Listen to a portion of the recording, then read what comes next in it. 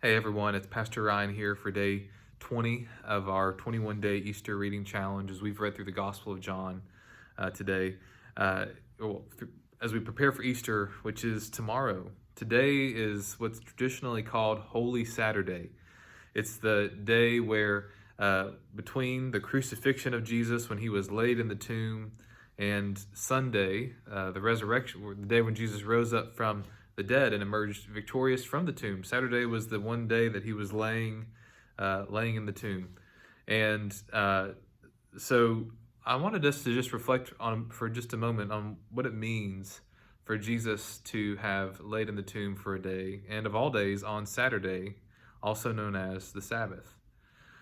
In Genesis chapter 1, we read about God creating the world in 6 days, and he made everything very good. And then Genesis 2 begins, and it says that God rested on the seventh day. He ceased. He didn't work any longer on the seventh day. And then whenever Israel became a nation, God tells Israel that they are to rest themselves on the seventh day.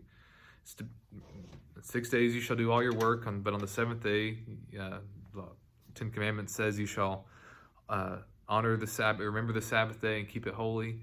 For 6 days you shall do all your labors, but you shall rest on the seventh day. And there's even some strict penalties for doing work on the seventh day. And here's why I think that is.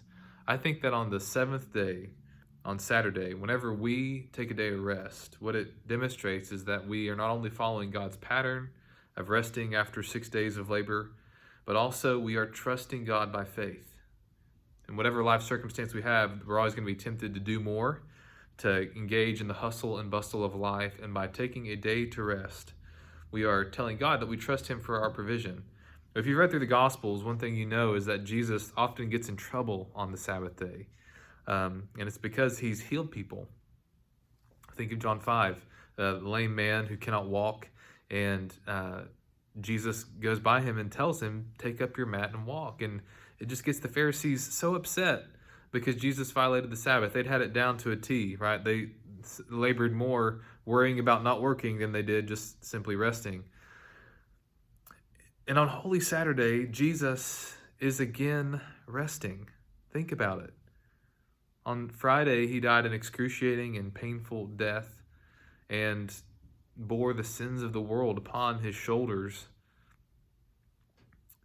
And on Saturday, after having completed the mission that God sent for him to do, by dying on the cross, atoning for our sins, he rested.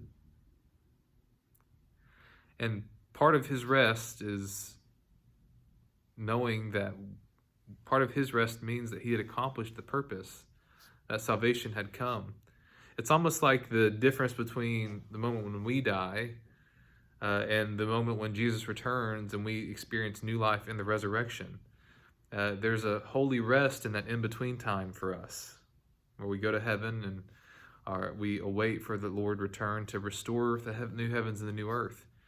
And so today, on this Holy Saturday, I would encourage you to think of a few things. First off, how can you rest today? And the second thing is, how does your rest, and we might even call it a worshipful rest, how does that prepare you for Easter?